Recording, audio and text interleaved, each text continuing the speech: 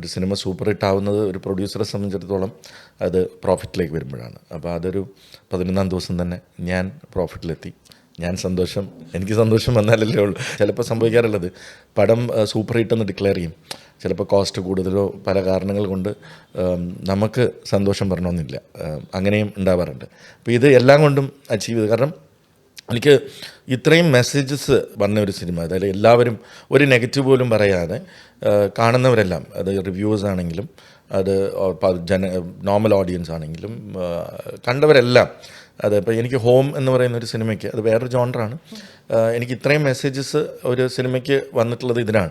Probably ചിലപ്പോൾ മങ്കിപ്പൻ പോലൊരു സിനിമയ്ക്ക് വന്നേക്കാം, പക്ഷെ അന്ന് സോഷ്യൽ മീഡിയ ഇത്രയും ആക്റ്റീവ് ആയിരുന്നില്ല, അതുകൊണ്ടായിരിക്കാം. പക്ഷേ സോഷ്യൽ മീഡിയ ആക്റ്റീവായി ഇത്രയും പീക്കിൽ നിൽക്കുന്ന സമയത്ത് റിലീസ് ചെയ്ത ഒരു സിനിമ എന്ന ഇതും കൊണ്ടും കൂടെ ആയിരിക്കാം അത്രയേറെ മെസ്സേജസ് എനിക്ക് ഈ സിനിമയ്ക്ക് വന്നിട്ടുണ്ട്. അതൊക്കെ ഒരു ഹോളിഡേ മൂഡിൽ വളരെ രസമായിട്ട് കണ്ടിരിക്കാൻ പറ്റുന്ന ഒരു കംപ്ലീറ്റ് എൻ്റർടൈൻമെൻറ്റ് എന്നുള്ളത്. കൊച്ചുപടം നമ്മൾ തെളിയിച്ചിരിക്കുകയാണ്. അത് കൊച്ചുപടം അല്ലായിരുന്നു, അതാണ് എല്ലാവരും കൊച്ചുപടം എന്താ നമ്മൾ ഈ കാസ്റ്റ് വെച്ചിട്ട് അതിനെ അസസ് ചെയ്യുന്ന ഒരു പ്രവണത മലയാളത്തിലുണ്ട്. പക്ഷെ ഞാനങ്ങനെ കാസ്റ്റ് വെച്ചിട്ട് പോകുന്ന ഒരാളല്ല. നമുക്ക് ആ സിനിമയ്ക്ക് ഏറ്റവും ആപ്റ്റ് എന്ന് തോന്നുന്ന കാസ്റ്റിനെയാണ് നമ്മൾ വയ്ക്കാറ്. അത് ഞങ്ങളുടെ ഫ്രൈഡേ ഫിലിം ഹൗസിൻ്റെ ഒരു സിഗ്നേച്ചറാണ്. അപ്പോൾ അത് ഞങ്ങളുടെ ബാനറിനെ വിശ്വസിക്കൂ. ബിക്കോസ് പുതുമുഖ ഡയറക്ടറെയാണ് കൊണ്ടുവരുന്നത്, അദ്ദേഹത്തിനൊരു പാസ്റ്റ് ഇല്ല. So and when you look at the cast, okay, amazing actors, but what you call it, the stardom എന്ന് പറയുന്ന, I don't believe in it. Stardom എന്ന് പറയുന്നത് ആദ്യ ഡേയിൽ ഐബോൾസിനെ അട്രാക്റ്റ് ചെയ്യാനും ഫുട്ഫോൾസ് ഫസ്റ്റ് ഡേ തിയേറ്ററിലേക്ക് കൊണ്ടുവരാൻ മാത്രമേ സാധിക്കൂ എന്ന് വിശ്വസിക്കുന്ന ഒരാളാണ് ഞാൻ. മലയാളത്തിൽ ഇനി എത്ര വലിയ സ്റ്റാർ ആണെങ്കിലും സിനിമ മോശമാണെങ്കിൽ അത് വാഷ് ഔട്ടായി പോകും. അപ്പം അതുകൊണ്ട് I focus on content and I take actors who can perform that character to the best and who are, ഇപ്പോൾ ഹോമിൽ ഞാൻ ഇന്ദ്രൻ ചേട്ടനെ വെച്ച് ആ സിനിമ ചെയ്യുമ്പോൾ ആ ക്യാരക്ടറിന് ഇന്ദ്രൻ ചേട്ടനാണ് ആ സമയത്ത് ആപ്റ്റ് എന്ന് എനിക്ക് തോന്നിയത് കൊണ്ടാണ്. പലരും ചോദിച്ചു ഇതെങ്ങനെ വർക്കൗട്ട് ആവും. അത് let's focus on content. Let's focus on content. Content is king, distribution is kingdom. അപ്പോൾ ഇത് രണ്ടും ഓക്കെ ആയാൽ ഒരു സിനിമ വർക്കാവും എന്ന് വിശ്വസിക്കുന്ന ഒരാളാണ് ഞാൻ. ഈ പടക്കളത്തിൽ അഭിനയിച്ച ആക്ടേഴ്സ് ആണെങ്കിലും അവർ ഭയങ്കര ത്രിൽഡായിരുന്നു. ആ ഫിലിം കഴിഞ്ഞിട്ട് ഇൻ്റർവ്യൂ എടുക്കുകയാണെങ്കിലും അവർ ആ ക്യാരക്ടറിൽ ഇപ്പോഴും എക്സൈറ്റഡ് ആയിട്ട് നിൽക്കുക. ഷറഫുദ്ദീൻ്റെ ഒക്കെ ഓരോ ഇൻ്റർവ്യൂസ് കാണുമ്പോൾ ഞാനിതിൽ അഴിഞ്ഞടി അഭിനയിച്ചു എന്നൊക്കെ പറയുമ്പോൾ ഒരു ഷറഫ് ആദ്യം തൊട്ടേ ഇത് സ്ക്രിപ്റ്റ് കൺവിൻസ് ചെയ്യാൻ കുറച്ച് ബുദ്ധിമുട്ടായിരുന്നു, നല്ല ബുദ്ധിമുട്ടായിരുന്നു. അവസാനം ഞാൻ പോയി ഇരുന്ന് ഇത് ഓൾമോസ്റ്റ് കൺവിൻസ് ആയി കഴിഞ്ഞ് പുള്ളിയുടെ ക്വസ്റ്റ്യൻസ് എല്ലാം പുള്ളി ചോദിച്ചു, ഞാൻ അതിനെല്ലാം ഉത്തരം പറഞ്ഞു. പുള്ളി വളരെ ഒരുപാട് സിനിമകളിൽ പോയി അഭിനയിക്കുന്ന ആളല്ല. I mean is very selective and is very clear in what he wants to know about that character. And once പുള്ളി ആ ക്യാരക്ടറിലേക്ക് എത്തിയാൽ പുള്ളി തരുന്ന ഇംപ്രവൈസേഷൻ എന്ന് പറയുന്നത് മൈൻഡ് ബ്ലോയിങ് ആണ്. ഐ തിങ്ക് ഒരു അണ്ടർ യൂട്ടിലൈസ്ഡ് ആയിട്ടുള്ള, ഞാൻ പടക്കളം കണ്ടു കഴിഞ്ഞിട്ട് ഞാൻ പറഞ്ഞു ഇത്രയും അണ്ടർ യൂട്ടിലൈസ്ഡ് ആയിട്ടുള്ള ഒരു ആക്ടർ വേറെ മലയാളത്തിലില്ല. നമുക്ക് സുരാജിന് ഒരുപാട് വെറൈറ്റി റോൾസ് കിട്ടിയിട്ടുണ്ട്, സുരാജിന് പ്രൂവ് ചെയ്യേണ്ട ആവശ്യമില്ല. ബട്ട് ഷറഫുദ്ദീനെ സംബന്ധിച്ചിടത്തോളം അത്രയും മാനറിസംസ് ഉള്ളൊരു ക്യാരക്ടറാണ്. ഫസ്റ്റിലുള്ള ഒരു മാനറിസം അല്ല സെക്കൻഡ് ഹാഫിൽ വരുന്നത്. ഇടയിൽ പെട്ടെന്ന് ഒരു ക്യാരക്ടർ ഷിഫ്റ്റ് ഉണ്ട്. ആ ഷിഫ്റ്റിനെ വളരെ മനോഹരമായിട്ടാണ് പുള്ളി ഇത് ചെയ്തത്, ആക്ട് ചെയ്തത്. ഫോർ എക്സാമ്പിൾ ആ ഇൻ്റർവ്യൂവിൽ കഴിഞ്ഞിട്ടുള്ള ഫസ്റ്റ് ഇതിൽ തന്നെ പുള്ളി നോക്കിയിട്ട് എൻ്റെ ബാക്ക് ഇങ്ങനെയാണോ എന്ന് പറയുമ്പോൾ ഞാൻ സീനിലുണ്ട്, അവിടെ ബാക്കിലുണ്ട്. ഞാൻ തന്നെ അറിയാതെ ഷൂട്ട് ലൊക്കേഷനിൽ ഇരുന്ന് ചിരിച്ചു പോയി. വേറെ ഉണ്ടായിരുന്നു 2-3 ഹ്യൂമർ വേറെ ഉണ്ടായിരുന്നു. അപ്പോൾ ക്യാരക്ടറിന് അത്രയും ചേഞ്ച് ഓവർ വേണ്ടെന്ന് പറഞ്ഞ് മനു അത് അതൊക്കെ കൈനിട്ടുന്നതാണ്. He has improvised a lot. I mean സുരാജും അതേപോലെ തന്നെ ഒരുപാട് കാര്യങ്ങൾ ഇംപ്രൂവൈസ് ചെയ്യും. സ്പോട്ട് ഇംപ്രൂവൈസേഷൻ ചെയ്യുന്ന ആക്ടേഴ്സ് വളരെ കുറവാണ് മലയാളത്തിൽ. പക്ഷേ ഐ മീൻ വളരെ രസമായിട്ടുള്ള സ്പോട്ട് ഇംപ്രവൈസേഷൻസ് അതിൽ അങ്ങനെ 2 ആക്ടേഴ്സിന് ഈ സിനിമയിൽ കിട്ടി എന്നുള്ളത് നമ്മുടെ ഒരു ഭാഗ്യമാണ്. ആക്ടറാണ്, പ്രൊഡ്യൂസറാണ്, ഒരു പ്രൊഡക്ഷൻ ഹൗസ് റൺ ചെയ്യുന്നു. എവിടെ നിന്നാണ് ഇത്രമാത്രം ഒരു ക്രിയേറ്റിവിറ്റി ഉള്ളത്? അല്ലെങ്കിൽ എന്താണ് താങ്കളെ എനിക്ക് വേറൊരു പണിയും ചെയ്യാൻ അറിയില്ല. കാരണം ഞാൻ എൻ്റർടൈൻമെൻറ്റ് ഫീൽഡിൽ തന്നെയാണ്, ഞാൻ വേറൊരു ഫീൽഡിലും വർക്ക് ചെയ്തിട്ടില്ല. So though I have come into film industry only 12 years back. But അതിന് മുമ്പും എൻ്റർടൈൻമെൻറ്റ് തന്നെയാണ്. സ്ക്രീനിൻ്റെ വലുപ്പം മാറിയെന്നേ ഉള്ളൂ. അപ്പം small screen to big screen. ഒരു ചെറിയ ടെലിവിഷനിൽ നിന്നും ഇങ്ങോട്ട് വന്നു. But the television has given me a lot of experience in terms of, നമ്മൾ ടെലിവിഷൻ എന്ന് പറയുന്നത് ഒരു ഹോം വ്യൂയിങ് ആണ് അല്ലേ. അപ്പോൾ ഓരോ ആഴ്ചയും നമുക്ക് TRP റേറ്റിംഗ് കിട്ടുമ്പോൾ ഓരോ ആഴ്ചയും ഇവാലുവേഷൻ നടക്കുകയാണ്. എന്താണ് ഇന്ന് റേറ്റിംഗ് കൂടാൻ കാരണം, എന്താണ് ഇന്ന് റേറ്റിംഗ് കുറയാൻ കാരണം. അപ്പം നമ്മൾ ആ ഡയറക്റ്റ്ലി ഈ റേറ്റിങ്ങിൽ ഒരുപാട് സയൻസ് ഉണ്ട്. അപ്പോൾ ഡയറക്റ്റ്ലി നമ്മൾ ഫാമിലി ഓഡിയൻസിൻ്റെ പൾസ് അസസ് ചെയ്യാണ്. അപ്പോൾ ഇത് ഞാൻ എത്രയോ വർഷമായിട്ട് ചെയ്തുകൊണ്ടിരിക്കും. അപ്പോൾ എന്താ റേറ്റിംഗ് കൂടിയത്, എന്താണ് ഈ എപ്പിസോഡിന് റേറ്റിംഗ് കൂടിയത്, അത് അല്ലെങ്കിൽ അതൊരു സിറ്റ്കോം ആണെങ്കിലും അതൊരു റിയാലിറ്റി ഷോ ആണെങ്കിലും അതൊരു ഫിക്ഷൻ ആണെങ്കിലും നമ്മൾ അതിന് ഓരോന്നിനും ഓക്കെ ഇന്ന ഒരു ആക്ടർ വന്ന് ഇന്ന ടൈപ്പ് ഓഫ് പെർഫോമൻസ് അതിൽ ചെയ്തിട്ടുണ്ട്, അല്ലെങ്കിൽ ഇന്ന ടൈപ്പ് ഓഫ് ഹ്യൂമർ അതിൽ വന്നിട്ടുണ്ട്, അത് ആളുകൾക്ക് ഇഷ്ടമാണ്. അപ്പോൾ നമ്മൾ അങ്ങനെയുള്ള പ്രോഗ്രാംസ് ചെയ്തു തുടങ്ങുന്നു. പിന്നെ ആഫ്റ്റർ സം ടൈം അത് ചിലപ്പോൾ ബോർഡായി തുടങ്ങും ഓഡിയൻസിന്. അപ്പോൾ അതനുസരിച്ച് നമ്മൾ അതിനുള്ള മാറ്റങ്ങൾ വരുത്തുന്നു. ഇത് വർഷങ്ങളായിട്ട് ചെയ്തുകൊണ്ടിരുന്ന ഒരാളാണ് ഞാൻ. വേറൊരു ഇൻഡസ്ട്രിയിലും വർക്ക് ചെയ്തിട്ടില്ല. അപ്പോൾ ആ എക്സ്പീരിയൻസ് നമ്മൾ ബിഗ് സ്ക്രീനിലേക്കും കൊണ്ടുവരുന്നു. ഞാൻ ഈ പ്രൊഡക്ഷൻ ഹൗസ് തുടങ്ങുമ്പോൾ ക്ലീൻ എൻ്റർടൈൻമെൻറ്റ് എന്നുള്ള ഒരു ഇത് വേണം. Because that's what I like. ഇപ്പം മങ്കി പെൻ ആണെങ്കിലും അതും എല്ലാവർക്കും ഒരുമിച്ചിരുന്ന് കാണണം. കഴിവതും അതിൽ ആൽക്കഹോളോ സിഗരറ്റ്സോ അല്ലെങ്കിൽ ഒരു ബാഡ് വേർഡോ അല്ലെങ്കിൽ ഒരു അബ്യൂസോ അങ്ങനെയുള്ള ഒന്നും ഉണ്ടാവാൻ പാടില്ല എന്ന് ആ സിനിമയ്ക്ക് ആവശ്യമുണ്ടെങ്കിൽ അത് ആവാം. അപ്പോൾ ഈ നമ്മുടെ പടക്കളം എന്ന് പറഞ്ഞ സിനിമയിൽ ഒരു ഡ്രിങ്കിങ് സീനുണ്ട്. പക്ഷേ അതൊരു അരോചകമായിട്ടോ അതല്ലെങ്കിൽ ഒരു യങ്സ്റ്ററിനെ ഇൻഫ്ലുവൻസ് ചെയ്യുന്ന രീതിയിലോ ഉള്ളൊരു സീനല്ല. അങ്ങനെ സിനിമകൾ നിർമ്മിക്കണം എന്ന് തുടങ്ങി. നമ്മൾ മങ്കിപ്പൻ തൊട്ടിട്ട് അടികപ്പ്യാരി കൂട്ടമണി തൊട്ട് ഇന്ന് പടക്കളം വരെ എത്തി നിൽക്കുമ്പോൾ 22 സിനിമകൾ ചെയ്തിട്ടുണ്ട്. I enjoy the process. ഞാൻ ഒരു സിനിമയിൽ ഒരു പ്രൊഡ്യൂസറായിട്ട് അല്ലെങ്കിൽ അതിനകത്തുള്ള I bankroll the film, I invest the money എന്ന് പറഞ്ഞിട്ട് പിന്നെ അവസാനം ഫൈനൽ കണ്ടൻറ്റ് കാണുന്ന ഒരാളല്ല. I enjoy the process. I enjoy the process of script selection. I enjoy the process of breaking it up and doing the costing. I do the casting. Then our shooting process, improvisations to editing to RR to all areas. അപ്പം അത് എൻ്റെ കൂടെ work ചെയ്തിട്ടുള്ള new കമേഴ്സിന് അറിയാം. I mean what I bring to the table. I not only invest money but ഞാൻ ചിലപ്പം ഞങ്ങൾ വഴക്കുണ്ടാക്കാറുണ്ട്, ഞങ്ങൾ ഡിബേറ്റ് ചെയ്യാറുണ്ട് ഡയറക്ടേഴ്സുമായിട്ട്. ഓരോ ഏരിയയിലും ചിലപ്പോൾ അവർ ജയിക്കും, ചിലപ്പോൾ ഞാൻ ജയിക്കും. അതിൻ്റെ ഓരോ സീൻ, ഈ സീൻ വേണോ ഈ സീൻ വേണ്ടേ, അല്ലെങ്കിൽ ഇങ്ങനെ ചെയ്തൂടെ അങ്ങനെ ചെയ്തൂടെ എന്ന് പറഞ്ഞ് ഓരോ ഏരിയയിലും ഞാൻ ഇൻ്റർഫിയർ ചെയ്യാറുണ്ട്. ആ ഇൻ്റർഫിയർ അതുകൊണ്ടായിരിക്കാം ഞാൻ കൂടുതലും ന്യൂ കമേഴ്സിനോട് വർക്ക് ചെയ്യാൻ ആഗ്രഹിക്കുന്നതും അത് അങ്ങനെ സംഭവിക്കുന്നതും. കാരണം നമ്മളൊരു സ്ക്രിപ്റ്റ് നമ്മുടെ അടുത്ത് വരുമ്പോൾ ആ സ്ക്രിപ്റ്റിൽ ഇപ്പോൾ ഒരു സീനിയർ ഡയറക്ടറാണെങ്കിൽ അത് നമ്മൾ ചോദിക്കാതിരിക്കുന്നതാണ് നല്ലത്. Because they are more experience than that probably. അപ്പം പിന്നെ ചോദിക്കാനും എനിക്ക് മടിയാണ്. അപ്പം ഞാൻ ഓക്കെ അപ്പം അങ്ങനെ പിന്നെ അതെനിക്ക് വർക്കാവുന്നുണ്ടോ എന്ന് മാത്രമാണ് തീരുമാനിക്കേണ്ടത്. പക്ഷേ ഒരു ന്യൂ കമറിൻ്റെ അടുത്ത് വരുമ്പോൾ അവരുടെ ഒരു ഹോപ്പാണ്. Like they also respect you, they trust you, they trust your judgement. So when I ask questions അവർ ആൻസർ ചെയ്യും. ചിലപ്പോൾ അവർ ആലോചിച്ചിട്ട് പറയും, ചേട്ടാ ഞങ്ങൾ ഇതിനെക്കുറിച്ച് ചിന്തിച്ചിരുന്നില്ല, യു ആർ റൈറ്റ്. ഞാൻ പറയുന്ന എല്ലാം അക്സെപ്റ്റ് ചെയ്യുന്നവരെയും എനിക്ക് ചിലപ്പോൾ വർക്കാവില്ല. കാരണം then why did you come here. അപ്പം നമ്മൾ ചോദിക്കുമ്പോൾ അതിന് റീസണിങ് തരിക, അല്ലെങ്കിൽ അത് ആർഗ്യൂ ചെയ്യുക, അല്ലെങ്കിൽ okay I accept, there will be some point of time we are damn sure there's a missing link in that, damn sure.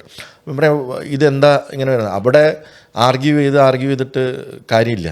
കാരണം we have seen it also. അപ്പോൾ അങ്ങനെ ഉണ്ടായിട്ടുള്ള സിനിമകളാണ് ഒട്ടുമിക്ക സിനിമകളെല്ലാം. അപ്പം ആദ്യം ചിലപ്പോൾ ടൈറ്റിൽ എക്സൈറ്റ് ചെയ്യും, ആ ടൈറ്റിൽ നിന്നും സ്റ്റോറിയുടെ ഹുക്കിലേക്ക് എക്സൈറ്റ് ചെയ്യും, അതിലേക്ക് ക്ലൈമാക്സിലേക്ക് എക്സൈറ്റ് ചെയ്ത് ഉണ്ടായിട്ടുള്ളതാണ് പടക്കളം വരെയുള്ള എല്ലാ സിനിമകളും എന്ന് പറയാം, എക്സെപ്റ്റ് അങ്കമാലി ഡയറീസ്.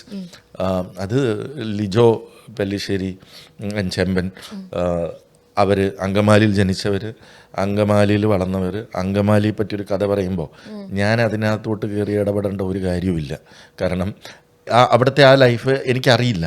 അപ്പം ഞാൻ ഒരു സീനിൽ പോലും ഇടപെടാത്ത ഒരു സിനിമ ഞാൻ ചെയ്തിട്ടുണ്ടെങ്കിൽ അത് അങ്കമാലി ഡയറീസ് ആയിരിക്കും. പ്രൊഡ്യൂസറാണ്.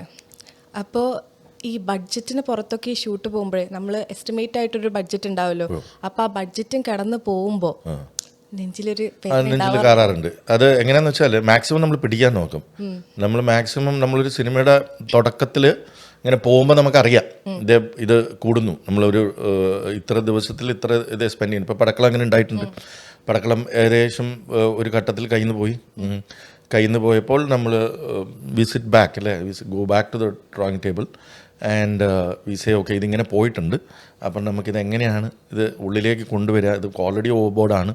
അപ്പോൾ അങ്ങനെ നമ്മൾ ഇറ്റ്സ് പ്രൊഫഷണലി അത് സിനിമേനെ എഫക്റ്റ് ചെയ്യാതെ ഇത് എങ്ങനെ പിടിക്കാൻ പറ്റുമോ നോക്കും, മാക്സിമം പിടിക്കാൻ നോക്കും. പിന്നെ ചില സമയത്ത് കയ്യിൽ നിന്ന് പോകും. മഴ, ഇപ്പോൾ ആട് എന്ന് പറഞ്ഞ സിനിമ ചെയ്തുകൊണ്ടിരിക്കുകയാണ്. അവിടെ നമ്മൾ വലിയ 3 സെറ്റുകളാണ് ഇട്ടത്.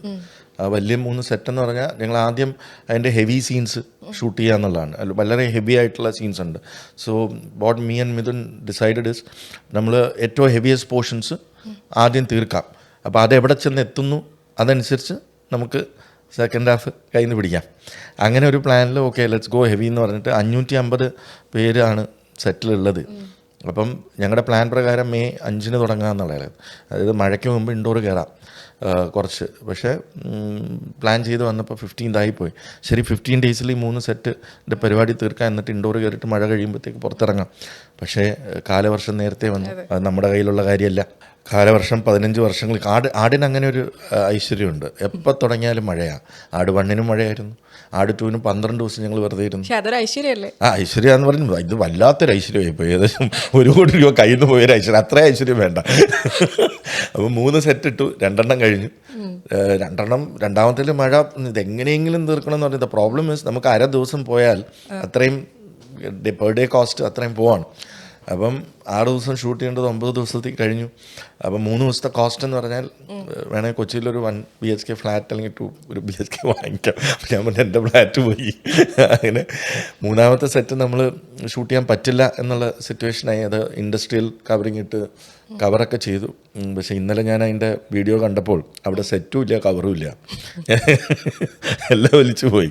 അപ്പോൾ അതൊരു 10-75 ലക്ഷം രൂപയ്ക്ക് ഇട്ടിരിക്കുന്ന സെറ്റായിരുന്നു. ശരിക്കൊരു വേദന ഉണ്ടാവില്ലേ? എനിക്ക് അപ്പോൾ അതൊക്കെ പിടിക്കണം, ഇനി അതൊക്കെ പിടിച്ച് ഇടലോ. പക്ഷേ അത് നമ്മളൊരു സിനിമയാണ് നിർമ്മിക്കുന്നത്. ഇതൊക്കെ അങ്ങോട്ടും ഇങ്ങോട്ടൊക്കെ ഉണ്ടാവാം. At the end of the day the product is good, this comes back. But cinema ഒരു ഹൈ റിസ്കി ബിസിനസ്സാണ്. സിനിമ ഒരു ഹൈ റിസ്കി ഏരിയ ആണ് എന്ന് അറിഞ്ഞുകൊണ്ടാണ് നമ്മൾ സിനിമ. അതുകൊണ്ട് സിനിമയിൽ വന്നിട്ട് എൻ്റെ പൈസ പോയി എന്ന് പറയുന്നവരോട് എനിക്ക് ഇതില്ല. സിനിമയിൽ വന്നാൽ പൈസ പോകാൻ സാധ്യതയുണ്ട്. ഹൈ റിസ്ക് പരിപാടിയിലാണ് നിങ്ങൾ നിൽക്കുക. അത് അറിഞ്ഞുകൊണ്ട് മാത്രം വരിക. അല്ലാതെ സിനിമയിൽ വന്നിട്ട് പൈസ പോയി എന്ന് അതറിയണം, അതറിഞ്ഞ് തന്നെ വരണം. അറിയാത്ത ഒരാൾ സിനിമയിൽ വരുന്നതിന് മുമ്പ് അത് പഠിച്ചിട്ട് വരണം എന്നാണ് ഞാൻ വിശ്വസിക്കുന്നത്. അപ്പോൾ അല്ലെങ്കിൽ if you want to learn otherwise, അല്ലെങ്കിൽ unless you don't have experience, otherwise you learn the hard way. You might lose money. എന്നാൽ ഡിസ്പോസിബിൾ ഇൻകം ഉണ്ടെങ്കിൽ വരിക. അല്ലെങ്കിൽ ഓക്കെ ഇത് എനിക്ക് എക്സ്പീരിയൻസും ഇല്ല, പക്ഷേ ഇത് പോയാൽ പിന്നെ ഞാൻ കടത്തിലാവും എന്നുള്ളവർ വളരെ സൂക്ഷിച്ച് മാത്രം സിനിമയിൽ വരണമെന്ന് പറയുന്ന ഒരാളാണ്. വിജയ് ബാബുയുടെ ഉപദേശം അല്ല, എൻ്റെ ഉപദേശം എന്നല്ല, അങ്ങനെ ആവണം. അത് ലൈഫ് എക്സ്പീരിയൻസ് വെച്ച് ഞാൻ പറയുന്ന ഒരു കാര്യമാണ്. ഇറ്റ്സ് ഹൈ റിസ്കി ഇതാണ്. നമ്മൾ 120, അതായത് ഒരു ഇൻഡസ്ട്രിയേ ഉള്ളൂ. 1 വർഷത്തോളം എല്ലാവരും ഒരുമിച്ചിരുന്ന് പ്രിപ്പയർ ചെയ്യുക, ആൻഡ് 1 ദിവസം കൊണ്ട് അതിൻ്റെ റിസൾട്ട് അറിയാം. വേറൊരു ഇൻഡസ്ട്രി ഉള്ളൂ അങ്ങനെ, ക്രാക്കേഴ്സ്. 1 വർഷം ഉണ്ടാക്കുന്നു, 1 ദിവസം പൊട്ടിച്ചു തീർക്കുന്നു. അപ്പം അതേപോലെ അതുപോലെ അല്ലേ, 1 വർഷം ഇത് ആലോചിക്കാം. അതേത് ഇൻഡസ്ട്രി? പടക്കം 1 വർഷം ഇവർ ഉണ്ടാക്കും, എന്നിട്ട് 1 സീസണിലാണ് അത് പൊട്ടിച്ചെടുക്കണത് അല്ലേ, അല്ലെങ്കിൽ 2 സീസൺ. അപ്പോൾ അതുപോലെ തന്നെയാണ് ഇത്. അപ്പോൾ വളരെ 100-120 ദിവസം കഷ്ടപ്പെട്ടു.